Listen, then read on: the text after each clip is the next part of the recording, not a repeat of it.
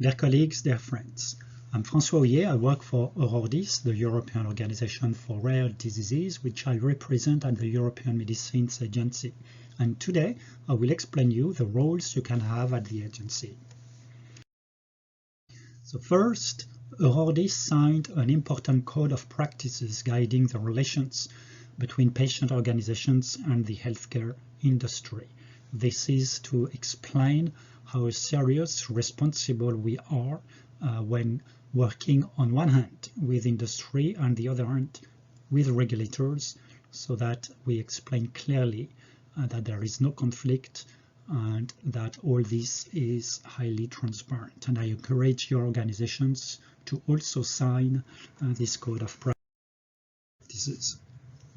If you want to learn more details on how patients work with the EMA, there is an annual report published on the website of the EMA that explains all the interactions between patients, consumers, healthcare professionals, and the European Medicines Agency.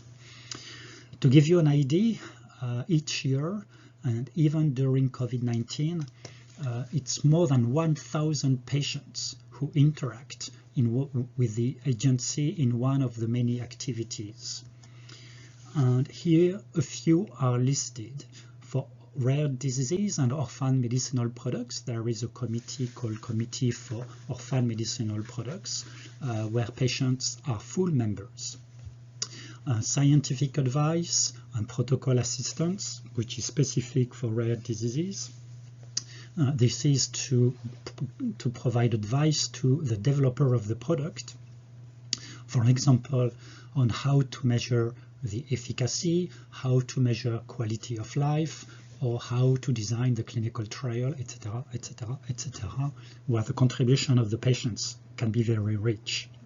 There are other committees, the Pediatric Committee, the Committee on Pharmacovigilance, the Committee for Advanced Therapies, where patients are also members of the committee. The committee that decides, that makes an opinion on whether or not a medicine should be authorized, has no patients as members, but they consult with patients in many different ways. They can interact early. The rapporteurs who are appointed to evaluate efficacy, safety, and quality can interact early via a short document based on interviews of patients, usually done by Houyez, for them to have in mind what really matters to patients regarding the disease, the treatments that already exist for the disease, and what patients would expect from the new treatment. Later in the evaluation process, if there are specific questions for clinicians and patients, the same committee can organize scientific advisory group meetings, and later, if there are still outstanding issues, they can call for an oral explanation with the company, where again patients and clinicians can contribute and understand the decision making. Other activities are from many task forces and working groups at the EMA, and of course the Patients and Consumers Working Party. There are at present 53 patient organizations or consumers organizations eligible to work with the EMA, and the Patients and Consumers Working Party, which meets 4 times a year, is composed of 22 patients or consumers organizations, and all representatives of the EMA, well, representatives of all scientific committees at the EMA, to improve the way patients can be involved in all EMA activities. A first action that would be extremely important, extremely useful if you haven't already done so, would be to list all the symptoms, all what the disease is changing in the life of different patients with Rett syndrome. And if you could even sort of organize, classify the different symptoms, which ones are the most frequently impaired in patients with Rett syndrome. The more precisely you describe the disease and its impact, and where you expect a new medicine to act, to be effective, this information would really help the evaluation of new products, but it could also attract the interest of different researchers and manufacturers. Maybe they have products that could help addressing one symptom in particular or different symptoms. But to define your own unmet medical needs and how you see the disease manifestations in general and in different subgroups of patients is extremely useful. As said, from the moment there is a submission of a marketing authorization, 2 rapporteurs are appointed among the members of the scientific committee, CHMP, and from the very beginning of their evaluation of efficacy, safety, and quality, they will request the feedback from a few patients by interviews on what really matters to the patients. They will then have questions, they will share their reports, their evaluation reports with colleagues, there will be questions with the companies, and if needed, interactions with patients, clinicians, and possibly a hearing with the company if needed. And after their opinion, the European Commission has a maximum of 90 days to publish the decision. So the maximum is 210 days for the EMA. This can be more rapid if data are extremely clear and the dossier well done. But for advanced therapies, such as gene therapies, it can be longer because of the time needed for the Committee for Advanced Therapies to also assess the product and for the appropriate interactions with different experts to take place. More time is needed for advanced therapies. So how can we best involve patients? And this is general for all products, gene therapies or other products. The way you will be involved, you might be involved, is about the same. You first need to find the patients. So for this, the EMA already has a database of experts, of patient organizations or individual patients, and they know the disease they have or they represent, and they can contact them. They can also contact all patient organizations they work with. For rare disease, it's frequent that they contact Houyez, and we can identify more patient advocates than the EMA has in her database.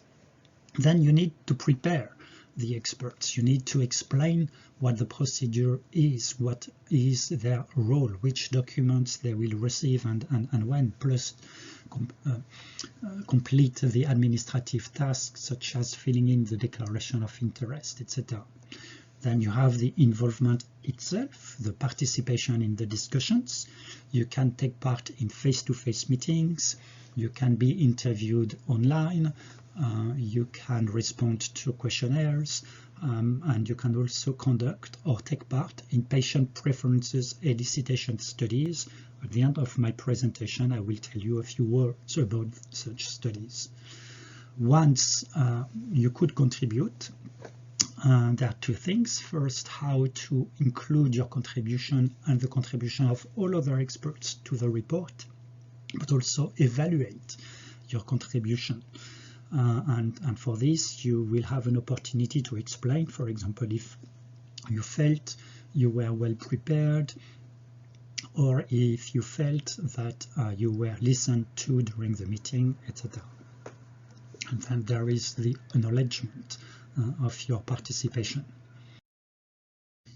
2 examples, apart from product-related discussions at the EMA, there are many other things, many other roles, many other input in their work that you can contribute to. Here is an example of Duchenne muscular dystrophy, and this is an initiative by parents, patients, and clinicians.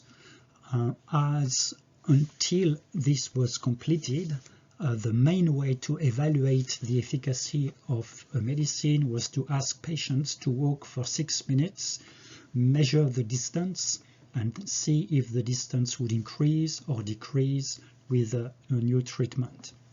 But this would not work for patients with Duchenne dystrophy who are already in a wheelchair and who cannot walk, but these patients, they need to be able to use their hands and arms. And therefore, the parents contacted the manufacturer of a medical device that you can fix at your ankle or wrist, and which will measure the velocity of your movements, either the arm or the leg, the feet, and that has now qualified. The EMA can use this tool to measure the efficacy of products. And there are many other such connected devices or medical devices that can help measuring the effect of a medicine. And all patient organizations are invited to brainstorm with academics and developers of such technologies to see which ones could help in your disease and which research would be needed. This is another example of an important interaction, and in fact it was the first interaction between the EMA and patients back in 1996, and I had the pleasure of being part of a delegation that met with the committee at that time.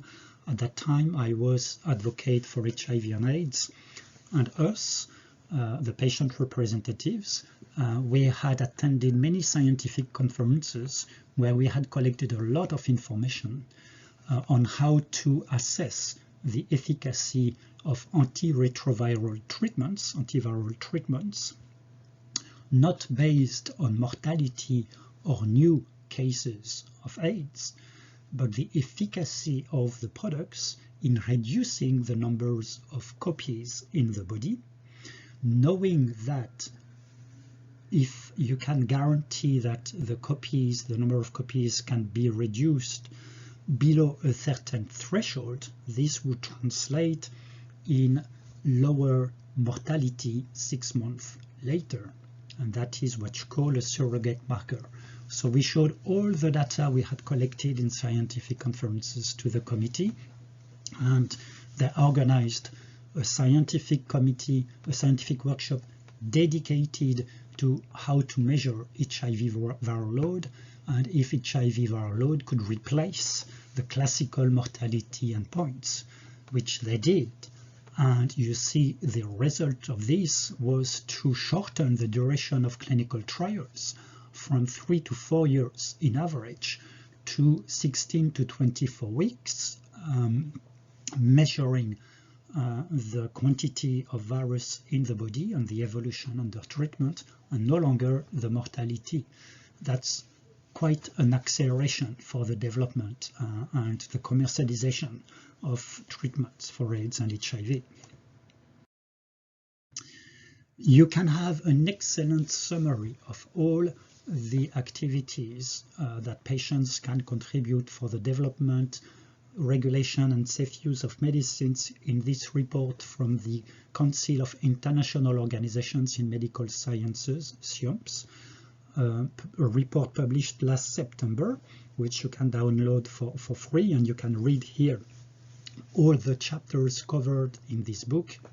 It's really a textbook, a reference book that explains to industry, to regulators, but also to patient organizations all you can do along the life cycle of a medicine, except HTA and pricing, but that's another story. So to finish, I like to share a few words on patient preferences elicitation studies. What is this?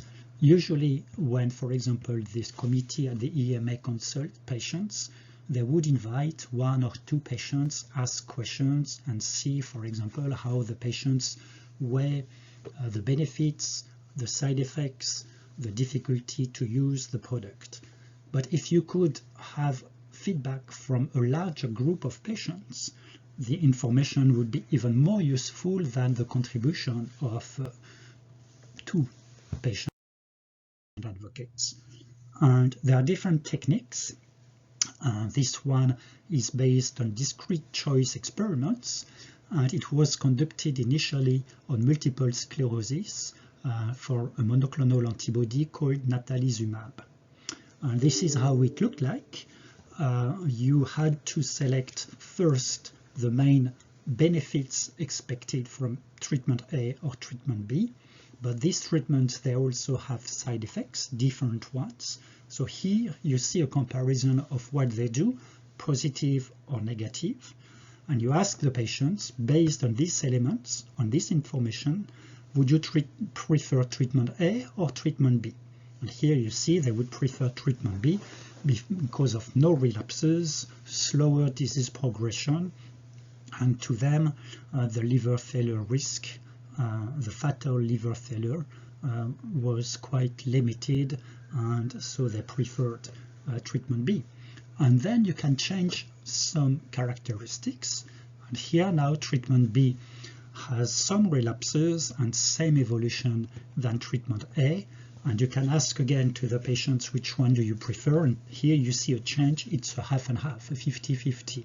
So with these techniques, you can capture how patients weight the respective benefits or side effects of a given medicine for a given disease. And you can also present the results like this. So comparing natalizumab versus a comparator. And you see in green, it's the capacity of natalizumab to reduce the relapse rate or to slow down the disease progression, or it's easier to administer than the comparator. So you gain points. There are fewer seizures, fewer flu-like reactions with natalizumab, so you continue to add points to natalizumab. Then there are some effects which are neutral, and then you have some effects where you lose points. Natalizumab loses points because it does less well than the comparator, and that's the case for hypersensitivity reactions, progressive multifocal leukoencephalopathy, and transaminase elevations. And at the end, you have a score that expresses how much patients prefer natalizumab compared over this comparator.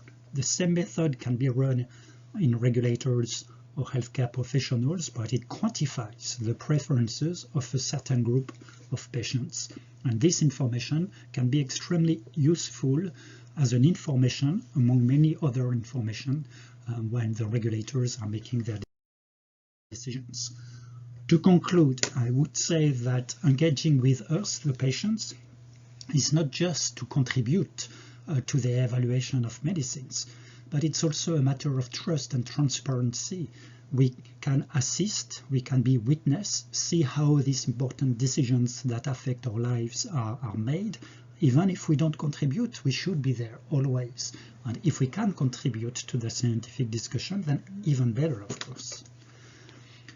With a high-quality dialogue, we can only agree with regulators, but we need to build this high-quality dialogue.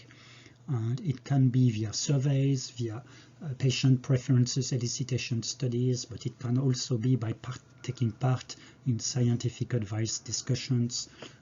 We can only agree with regulators if we have the quality dialogue we need.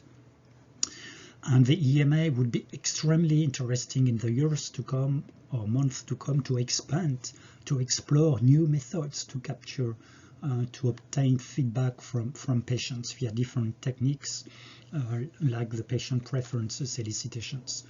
For all this to work, we need to be trained on all the possibilities we have to influence, inform, take part in regulatory activities. The Houyez Open Academy or the UPATI program are examples where you can register yourself if you haven't done so already to learn from other patient advocates what it means to develop and evaluate a medicine and how the regulatory process works. And with this, I would like to thank you very much for your attention.